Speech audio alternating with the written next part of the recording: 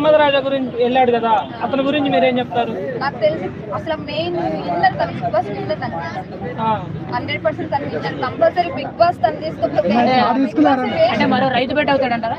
రైతు బిడ్డ అని చెప్పలేమన్నా, రైతు బిడ్డ అని ఏం కాదు. కంపల్సరీ తను కృష్ణకాంత్ పార్క్ కూడా ఆయన్ని ఫేమస్ చేసింది, ఆయన తిట్టింది, అన్ని చేసింది నువ్వేనా? ఎవరన్నా నేను వేరే చెబుతున్నారు. నువ్వు ఎందుకు వెళ్ళలేదు బిగ్ బాస్ కు? మరి ఎందుకు ట్రై చేయలేదు?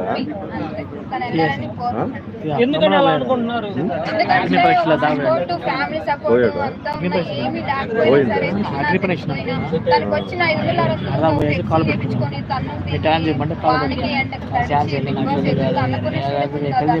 కాబట్టి కొంతమంది రీల్స్ కి ఫేమస్ అయ్యి ఫేస్బుక్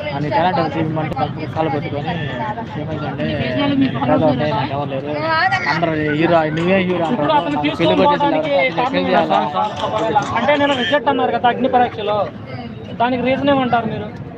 దానికి ఫస్ట్ థింగ్ ఏంటంటే కరెక్ట్ గా మాట్లాడడం అనేది కుదరలేదు. అంటే అంతవరకు ఛాన్స్ వచ్చింది కదా, మళ్ళీ నన్ను సెలెక్ట్ చేస్తారు చేయడం టెన్షన్స్ లో. సపోజ్ నేనువేనా అంతే ఒక టెన్షన్ అని ఉంటుంది కాబట్టి 100% తను తీసుకుంటే ఒక ఇండస్ట్రీలో మెయిన్ పర్సన్ గా దానికి గుర్తింపు వస్తుంది. ఇంకా అంటే ఫస్ట్ ఆఫ్ ఆల్ ఒక ఇండస్ట్రీలోకి వెళ్ళాలని, ఒక ఇండస్ట్రీ దేంట్లోకి వెళ్ళాలన్నా కానీ మాట తీరు బాగుండాలంటారు.